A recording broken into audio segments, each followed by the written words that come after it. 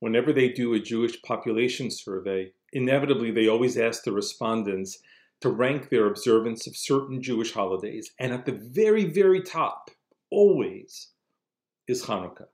I understand why. Now listen, my idea of Hanukkah has changed, evolved, from when I was a child to what I love and appreciate about it now.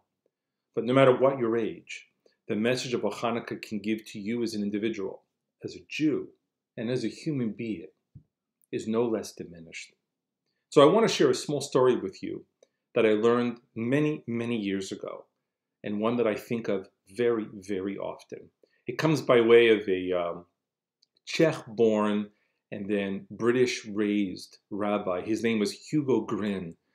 Hugo Gryn recorded in one of his books the following story.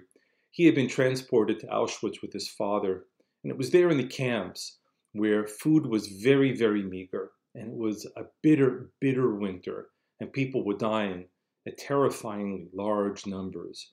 He began to notice that his father had begun to set aside even the meager amounts of food that he was given to store them.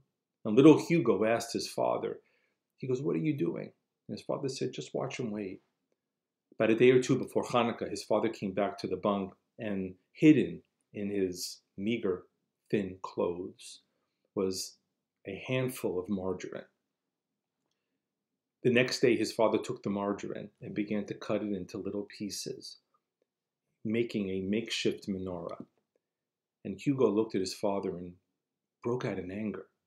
He said, "Why are you doing this?" He goes, "We're starving to death. And you've given your food, what little of it we have, you've decided to give it away in exchange for Hanukkah oil?" And his father turned and said to him in a message that Hugo would never forget. He said, "Hugo, we have seen people who can survive weeks without food, days without water, but you cannot survive minutes without faith."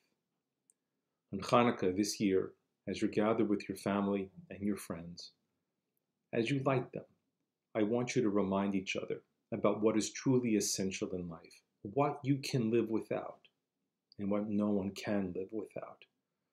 And in this moment, as we light those lights, we teach ourselves and our children about the things that matter the very most.